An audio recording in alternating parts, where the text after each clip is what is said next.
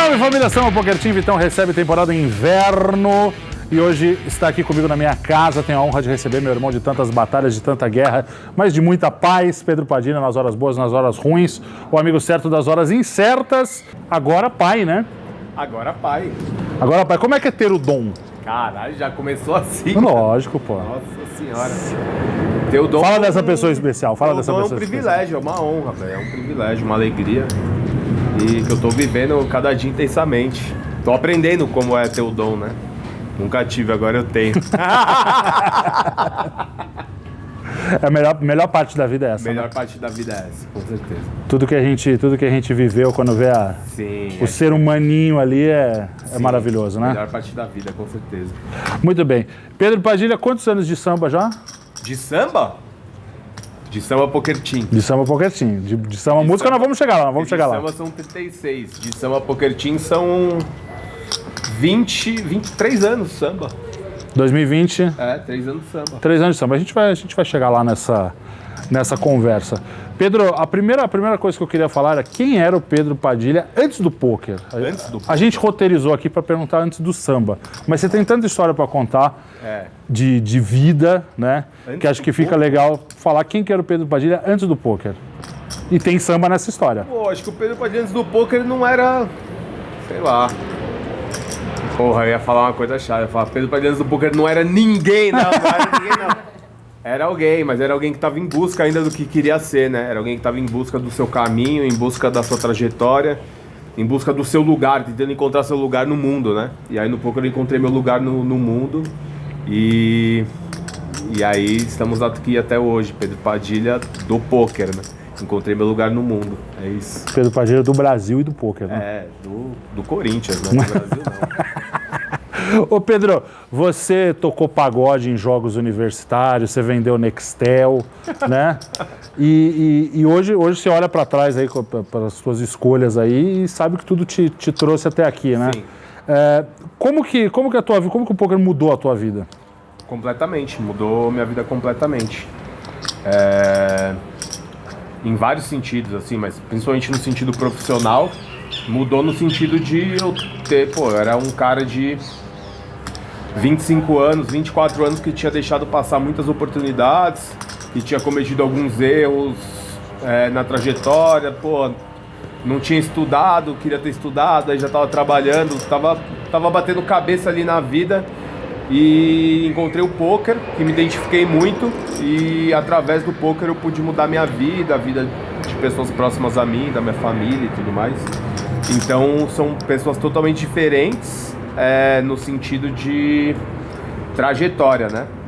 O Pedro é o mesmo desde sempre, mas no sentido de trajetória, depois do pôquer foi onde eu me encontrei e construí minha vida. Como foram teus primeiros passos no pôquer? Meus primeiros passos no pôquer foram iguais ao de todo mundo, foram solitários ali em casa, sozinho, pesquisando na internet, correndo atrás de informação. E no pôquer profissional, meus primeiros passos foram no Acari Team, né? No Acari Team foi a minha primeira oportunidade profissional. Eu entrei no time, tinha convivência ali mais com uma galera, fui selecionado. Tinha o Vinão aqui, que era meu coach. Tá aqui. Professor, me ensinou muita coisa. Me colocou no trilho certo ali do melhor caminho. E o Pedro que começou no pôquer é muito diferente do Pedro da vida inteira, porque o Pedro da vida inteira sempre foi nesse sentido que eu falei, de bater no cabeça, pulando de galho em galho, tentando achar seu lugar. E o Pedro Padilha do pôquer encontrou logo o seu caminho e correu com muita força para dentro dele e fez as coisas acontecerem como nunca tinha feito antes. Então essa é a grande diferença. Você chega no Acari Team e logo os resultados começam a aparecer. Sim. Né? Você lembra daquele teu primeiro resultado numa sexta-feira? Foi um scoop? Lembro. Foi um scoop. Foi um scoop. Ribai, na época que ainda tinha scoop de sexta-feira Exato. E tinha scoops de um dia, né? Esse torneio foi de um dia. Então foi um torneio que começou às 10, 11 horas da manhã e acabou por volta das 3 horas da manhã, né? Então foi um dia marcante, um dia que eu não esqueço nunca mais. E ninguém jogava de sexta-feira, né? Todo mundo folgou. E eu fui lá jogar sozinho. E o dia foi se desenrolando, aí no final do dia foi o Del Valle, né? Nosso amigo Del Valle, Bigoda. Foi lá no final do dia me dar um apoio, torcer por mim. E a gente finalizou aquele dia muito feliz ali, ganhando o Scoop. Pois é, e depois ele foi comemorar comigo. A gente estava na casa do Júlio César, que foi goleiro do Corinthians, que organizava um poker lá na Moca, né, na época. E depois foi todo mundo comemorar, foi um momento... Um dia inesquecível. Um dia inesquecível. E daí pra frente? Foi no automático ou não? Teve muito aprendizado aí, né? Cara, daí pra frente... Ali você só sentiu o gostinho daquilo que podia acontecer, né? Eu não acho que foi no automático, mas acho que flui naturalmente, assim. Eu continuei fazendo o mesmo, com a mesma dedicação do que eu comecei. E as coisas deram certo. E eu acho que o meu grande mérito, assim, no começo de carreira foi ter entendido o que de fato era uma carreira de pôquer. Eu acho que eu entendia melhor do que as outras pessoas. Eu não estava em busca de ir para Las Vegas jogar numa mesa com $1 bilhão jogado em cima. Eu estava em busca de trabalhar numa coisa que eu gostasse e pudesse pagar minhas contas com aquilo e dignamente, ser feliz. E eu encontrei isso no poker. E aí quando eu encontrei, eu me dediquei muito a isso. E o meu parâmetro de me dedicar muito era as pessoas que estavam ao meu redor. E realmente eu me dedicava muito. E colhi os resultados disso, colhi os frutos disso, como colho até hoje. E fui muito feliz. Tá certo, tá certo.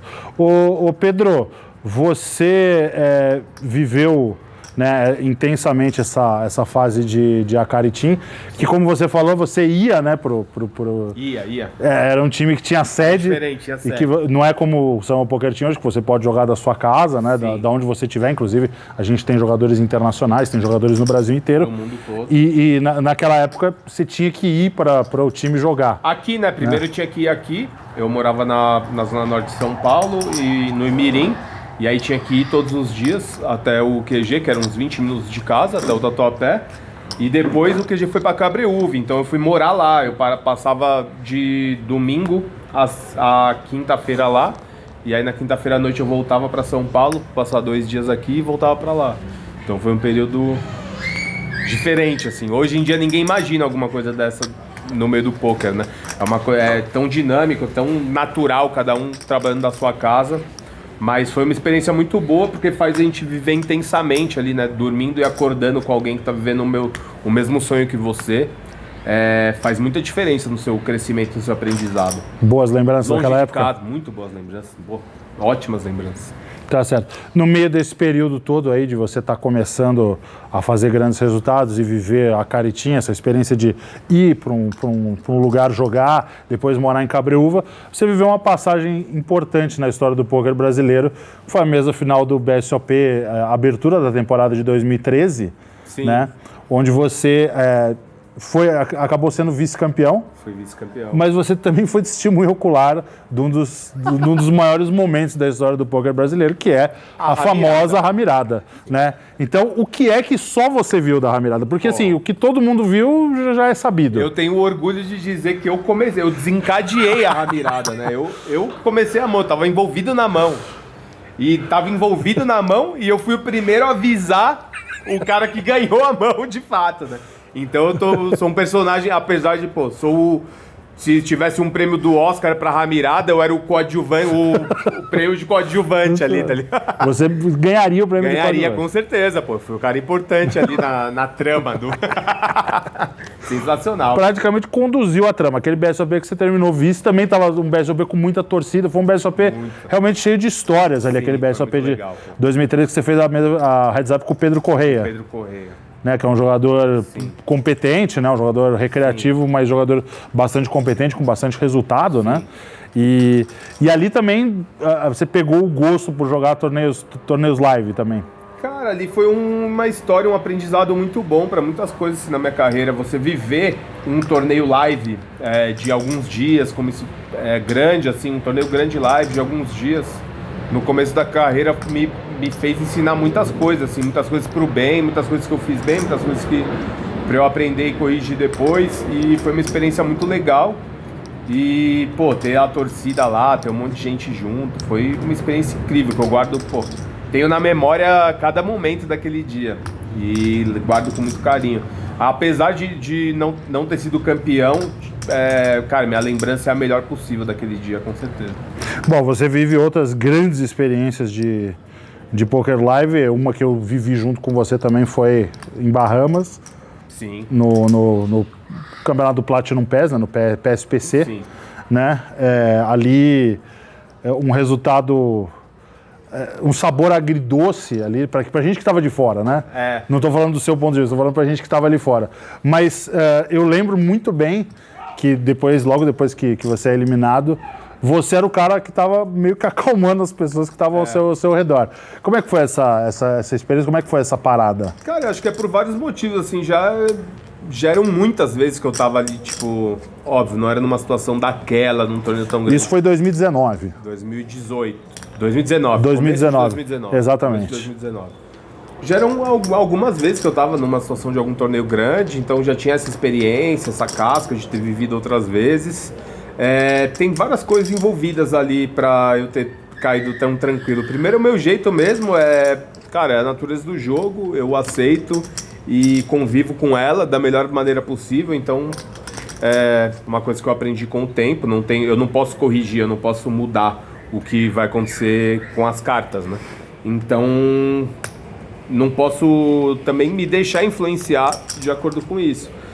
E, cara, mas eu caí em 10º, mas podia ter caído em 20º, sabe? Passei a reta final inteira short, fui ao win várias vezes e tal. Então, não teve esse sentimento de que, porra... o que às vezes deixa as pessoas tiltadas é o sentimento do injustiçado, né? Do porra... E não tive esse sentimento. Você absolutamente não tem isso? Cara, eu não tenho isso porque eu não sei o que é justiça. Não existe justiça no poker, né? Tipo, eu não sei o que o cara do... Sei lá, como é que eu vou saber se o cara do outro lado tá trabalhando mais que eu? Se ele estuda mais que eu, se ele joga mais que eu, se ele se dedica mais que eu não sei também. E se você for ficar pensando nisso também, você fica louco, né? Então é só aceitar o resultado e trabalhar para que a minha performance seja a melhor possível. Então naquele momento eu já tinha um entendimento muito bom do que é isso. Tanto que, acabou o torneio ali, a gente foi, falei, esquece, vocês estão muito loucos, vamos ali tomar uma cerveja. E foi isso que a gente foi fazer. Fui tomar uma cerveja e no dia seguinte estava engatado em outro torneio, fui lá, tive outro bom resultado. E é isso, segue a vida, sabe? Eu acho que eu já estava num momento de maturidade da minha carreira que não cabia mais ficar choramingando, porra. Não, vamos pro próximo. E afinal de contas foram $325 mil também, não né? Não tem como ficar eu também acho isso, tipo, não tem como, eu não consigo ganhar $325 mil e ficar triste, chorar. Pra mim não dá, sei lá. Não dá. E cara, tem muita gente que fala que é assim, não é, mas, eu tava lá e a verdade é que a gente foi no caminho. Cada um tem a sua verdade, né? Exatamente. Pra mim não tem como. A gente foi no caminho pra essa cerveja que a gente foi tomar, a gente tomou uma cervejinha bonitinha aquele dia, mas realmente a gente foi no caminho com o Pedro falando, gente, beleza, velho, foi. Coisa do... E você falou uma frase que eu acho lapidar também, que é o seguinte, é isso... ou acordar às 7 horas da manhã para trabalhar no banco. Sem nenhum desrespeito a quem trabalha no banco.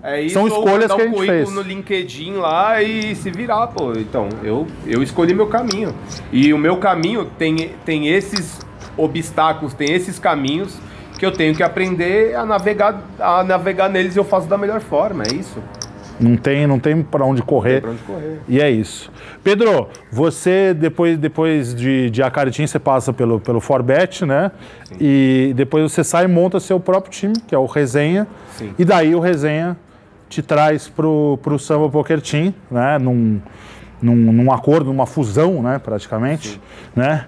E eu queria que você contasse como é que foi a tua chegada ao samba e o que o samba impactou numa carreira que já era uma carreira consagrada, né?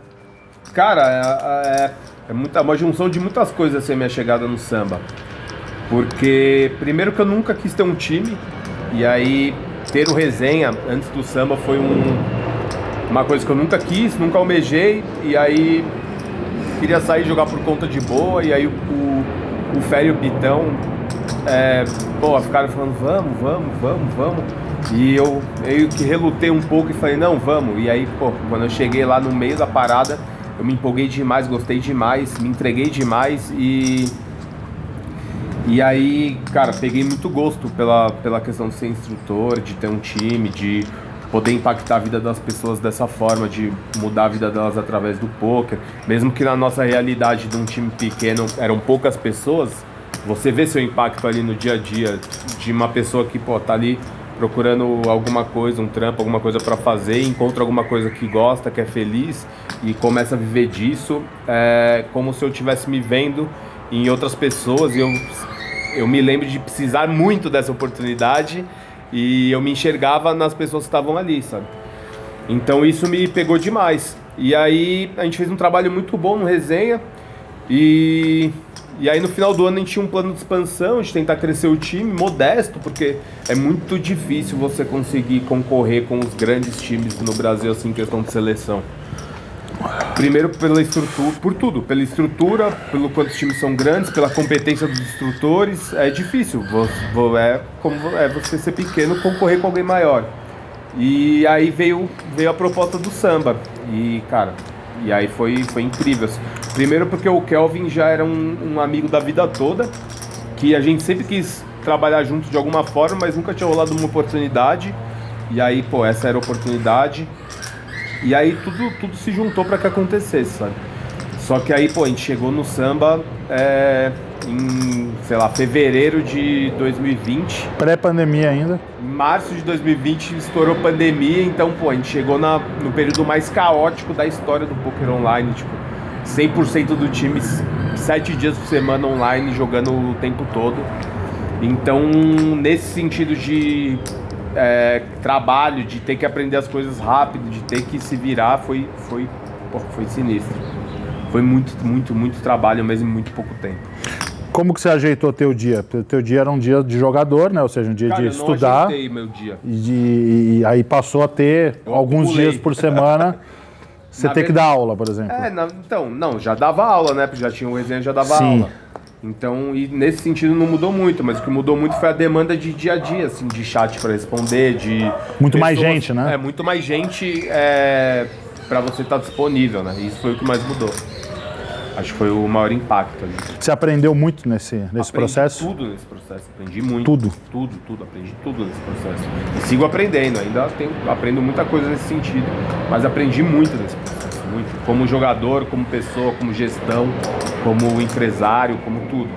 O que significa para você ver um jogador que passou contigo no Resenha, veio pro samba e ver esse jogador como Fernando Valverde, por exemplo? Porra, Big hitando, por exemplo. Cara, acho que Big hitando... Hitando. Foda-se, tipo... Sei lá, Big hitando pode acontecer com qualquer um. Mas você deu um exemplo foda, né, do Fernandão. Tipo assim... Um grande jogador, começou com a gente, quando ele chegou com a gente, ele tava bem no comecinho da carreira e ver a forma com que ele cresceu, com que ele evoluiu, o grande jogador que ele se tornou e hoje tá, pô, nos maiores grupos do samba. Quando ele chegou do Resenha pro samba, ele era, pô, o jogador que tinha mais se destacado com a gente no Resenha, mas pra estrutura do samba ele ainda tava lá embaixo, sabe? E ele chegou, sentou, trabalhou, quieto, feliz e conquistou o espaço dele e hoje ele é um dos grandes jogadores do samba, referência no samba. E, cara, é um orgulho, além de orgulho, uma felicidade, né? De você ver, pô, a vida de alguém, acompanhar a vida. É meio que, como a gente tava falando sobre ter um filho, né? Você tem um filho, qual que é o grande prazer de você ter um filho? É você ver, pô, você viu aquele bebezinho, nasceu, ele cresceu, ele aprendeu a comer, ele aprendeu a andar, ele aprendeu a falar e você acompanhou tudo aquilo. É óbvio que, guardadas as devidas proporções, um jogador que veio com a gente do Resenha é meio que a mesma coisa. Ou um jogador que sobe num sambinha, ou que entra no samba e a gente vê ele galgando, subindo os degraus ali, a sensação é parecida, de tipo, de tá, porra, tá crescendo, sabe, tá evoluindo. É o que a gente busca, né? É o nosso trabalho. É o reconhecimento do nosso trabalho ser bem feito e a satisfação pessoal ao mesmo tempo. E por que o samba é o melhor time do mundo? O samba é o melhor time do mundo pelo quanto que a gente se cobra em todos os sentidos. Tanto no sentido de entrega para os jogadores, tanto no sentido técnico de evolução de cada um. Eu acho que o samba é o ambiente de maior cobrança no sentido técnico e de evolução do poker que eu já tive na vida. Eu acho que isso faz muito bem para as pessoas. Com certeza. Pedro, futuro futuro agora com um filhão, né? A gente sempre que a gente conversa, sempre que a gente grava alguma coisa, sempre pergunta para você do futuro. Mas o futuro, de certa forma, ele meio que chegou para você. Você é pai agora, né? E... Chegou não, o futuro tá longe ainda. Mas aquele futuro que a gente falava... Tá querendo me enterrar? Jamais enterrar, mas a gente falava muito desse futuro nas nossas resenhas, nas nossas viagens, né? Rolava muito uma coisa naquela época, rolava... Só de você falar, pra quem não sabe, o Pedro Padilha foi um dos primeiros comentaristas de pôquer nas nossas transmissões, a gente viajou aí pra vários lugares e a gente falava desse futuro aí, de ter filho, de chegar lá, né? Mas é porque naquela época existia muito uma coisa de tipo, cara, pôquer, vamos tirar o maior... Quanto a gente conseguir de dinheiro daqui o mais rápido possível, porque eu não sei até onde vai. Hit and run, né? Hit and run total. E não, né? E eu até pautei um pouco das decisões da minha carreira nisso. Tipo, não vai acabar. Eu vou focar no que vai acontecer comigo lá na frente. E pra mim deu muito certo. E é como eu penso hoje, o poker tá aí, é sólido e eu acho que eu tô na metade do caminho ainda, tem muita coisa pra acontecer. O quê? Não sei. Vou descobrir, mas da minha parte, eu sei o que eu vou fazer. Eu vou continuar trabalhando, vou continuar jogando, vou continuar tentando ser o melhor jogador que eu puder ser todos os dias, o melhor instrutor. E aonde isso vai me levar, eu não sei. Eu sei onde me trouxe até aqui e é a mentalidade que eu sempre tive até hoje. E eu procuro só fortalecer ela com o passar do tempo. Então, vamos descobrir onde ela vai me levar. Quando você olha listas de Pocket Fives ali e vê teu nome entre os melhores do mundo, o que isso te diz? Nada. Quando eu olho para uma lista, melhor do mês, melhor do ano, não me diz nada. Não me preocupo muito com isso. É um ranking que ele tem como característica alguns fatores que não fazem com que o melhor realmente seja o melhor. Então é um ranking para ser olhado com um certo critério. Então, tipo, se eu fui o melhor do mês, não me diz muita coisa. Se eu fui o melhor dos últimos 2 meses, não diz muita coisa. Mas eu tá lá no top 15 há 5 anos, me diz alguma coisa. Tipo, me diz que eu tô fazendo um trabalho sólido, que tá me colocando entre os melhores da minha profissão há bastante tempo. Então me diz alguma coisa nesse sentido, sabe? Mas de curto prazo, acho que não me diz muita coisa. Perfeito. Samba, Corinthians, fala dessas coisas. Do peso dessas coisas na tua vida. Família, teu pai jogando boliche. Caralho, Cara, difícil. E teu filho. Não, de novo, fala de novo sobre teu filho, sobre essa pessoa especial que chegou aí, essa pessoa maravilhosa. É difícil de falar, né? É alegria, tipo, não sei, eu tenho a sensação como se fosse parte de mim, como se fosse uma parte de mim que, agora tá externa e que eu quero ficar perto dela o tempo todo, tá ligado? Então, é difícil essa distinção, falar de filho como se fosse algo externo, assim. É a alegria da minha vida hoje, meu filho. Foda. Então, difícil explicar, inexplicável. E a relação com as outras coisas? O samba, o timão? Cara, o samba a família. É meu trabalho, né? Meu ambiente de trabalho. Não, o samba música. O samba? O samba é muito importante, né? É minha vida, minha alegria ali. E, é isso, né? Na ordem de prioridade, tudo isso é muito importante, logo abaixo do Corinthians, né? A verdade é essa, tudo é muito importante logo abaixo do Corinthians. E aí as pessoas falam, mas, meu Deus do céu, o Corinthians é mais importante que a sua família, que o seu filho? Falo, não sei, mais importante eu não sei. Maior? Claro que o Corinthians é maior. O Corinthians é um negócio que tá do outro lado da cidade. Eu não vou lá. Eu saio de onde eu tô pra ir atrás ver e, meu filho, se eu não for a pessoa mais apegada do mundo ao meu, eu sou pai dele. Tudo conspirou pra isso. O Corinthians não, o Corinthians tava lá. Eu fui atrás à toa. Então, com certeza minha família é mais importante, o Corinthians, o meu filho é mais importante, o samba, meu trabalho é mais importante. Mas maior, não tem como. O Corinthians é maior que tudo. Nem o samba, nem o Zeca Pagodinho, nem ninguém? O Corinthians é maior que tudo. O Corinthians é maior que tudo? Não tem como. Agora, tem outra coisa que vocês não sabem, provavelmente, que o Pedro Padilha é muito bom, que ele é muito bom, né? Chega até ser chato de tão bom que ele é. Chama-se Cartola. Porra, sou. Inclusive, contextualizando aqui, nós estamos no mata-mata hoje. E o Hulk tem que se machucar hoje. Desculpa achar isso, desejar isso. O Hulk tem que ser expulso, né? Mas, pô, você joga muito cartola. Você não era assim. Você era de uma época que eu era bom de cartola e você era ruim. Hoje eu sou ruim de cartola e você é bom, pô. Eu era de uma época onde eu não sabia o que era poker e você era o melhor que tinha. Né? É verdade. Você foi largando, eu fui tomando seu lugar. Exatamente, exatamente. E eu gosto muito de futebol, né? Eu gosto muito de futebol. Gosta muito. E eu acho que rolou uma parada comigo, com futebol, que a partir do pôquer, eu perdi um pouco da minha ligação com o futebol de forma geral. Eu comecei a acompanhar menos futebol. Não deixei de acompanhar o Corinthians. Óbvio. Mas acho que o pôquer me afastou um pouco do futebol. E aí o Cartola, de uns anos pra cá, me aproximou de novo do futebol como um todo. Então, tipo, hoje eu assisto amarradão lá um Fortaleza e Bahia lá na quinta-feira, 8 horas da noite, como se fosse a melhor coisa que existe na TV, pô. Quando antes a gente fazia isso só na ressaca, e de fato né? né? E de fato é a melhor A coisa. gente fazia só na ressaca sabadão, né, velho? Aquele jogo do Campeonato Mineiro, né? Sim, aquele... No pay-per-view, né? Então, mano, o Cartola é uma coisa que me aproximou de volta do futebol, que é uma coisa muito importante pra mim, e não de acompanhar só o futebol como meu time ali, né? Eu gosto muito, foi muito bom. Show de bola, Pedro. Planos futuros, algum? Imediato. Um plano imediato? É. Mano, ir no banheiro dar uma mijada ali e pegar mais uma cerveja. Mais imediato que eu consigo pensar. É isso. Nada de EPT, nada de WSOP. Não vou viajar, não vou pro PT. Vou manter meu foco online, curtir meu filho esse ano. E em janeiro, provavelmente vai rolar Bahamas, vai ser o evento live que eu vou. E eu quero curtir esse tempo com meu filho, na minha casa, curtir o meu canto. E esse ano o live ficou de lado. Agora tem BSOP, né? Vai ter o torneio de seleções, vou jogar alguns torneios do BSOP. BSOP Millions também vou jogar, mas viagem ficou de segundo plano. Tá certo. Pedro, olha pra câmera e diz por que quem quer realizar um sonho de ser jogador profissional tem que vir pro samba. Você tem que vir pro samba porque no samba você vai encontrar os instrutores mais empenhados em se tornar suas melhores versões e tornar você também sua melhor versão.